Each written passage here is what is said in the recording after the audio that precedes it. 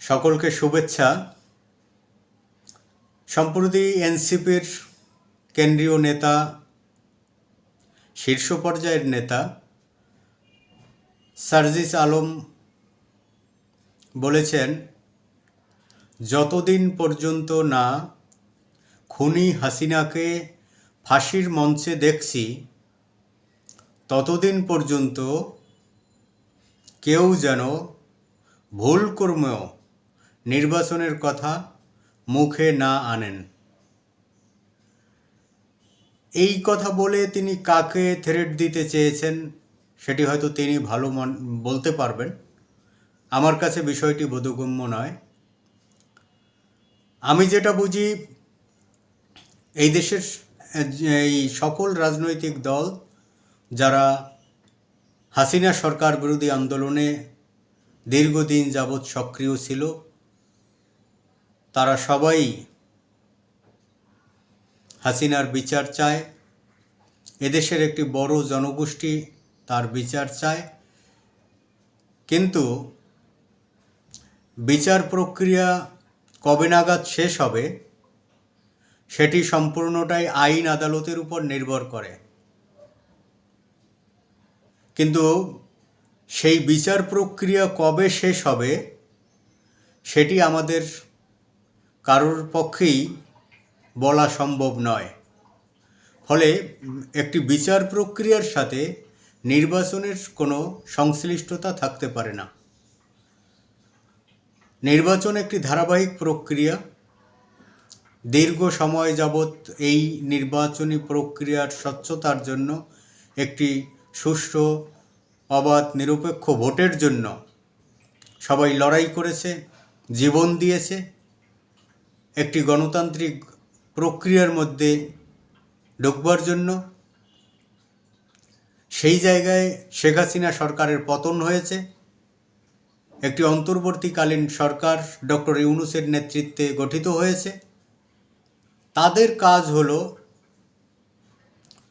খুব অল্প সময়ের মধ্যে যতটুকু সংযোজন বিয়োজনের দরকার ততটুকু করে একটি নির্বাচন দিয়ে নির্বাচনে যারা বিজয়ী হবেন তাদের হাতে ক্ষমতা দিয়ে তার ক্ষমতা থেকে বিদায় নেওয়া।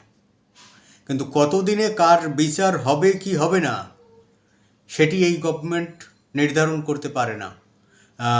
আর সেই প্রক্রিয়ার সাথে নির্বাচনের সংশ্লিষ্টতা আছে বা সেটি শেষ না হলে নির্বাচন হবে না সেটিও সরকার বলতে পারে না। অবশ্য সরকার সে কথা বলেও নি। কিন্তু সার্জিস আলম যে কথাটি বলেছেন এটি সরকারের মনের কথা, তাকে দিয়ে বলানো হচ্ছে, এনসিপিকে দিয়ে বলানো হচ্ছে, এমনটি বুঝতে আমাদের হয়তো আরও সময় লাগবে। আরেকটি বিষয় লক্ষ্য করলাম,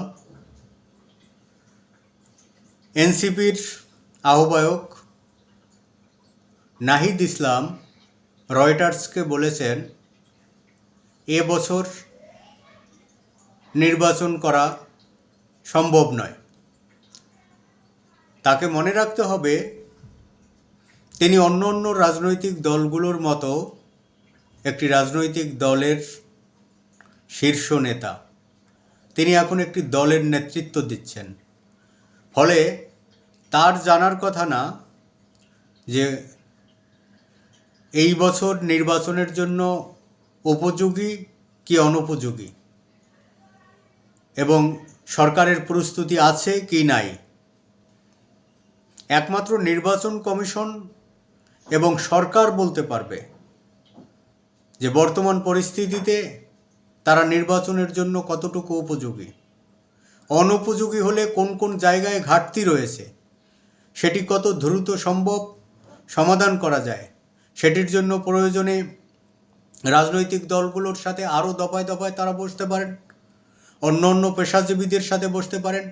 আইন শৃঙ্খলা পরিস্থিতি কিভাবে উন্নত করা যায় সেটার জন্য বিশেষজ্ঞদের সাথে পরামর্শ করতে পারেন। অর্থাৎ একটি নির্বাচনকে সুষ্ঠু করবার জন্য, নিরপেক্ষ করবার জন্য, অবাধ করবার জন্য যা যা করা দরকার সেটি করবেন সরকার এবং নির্বাচন কমিশন।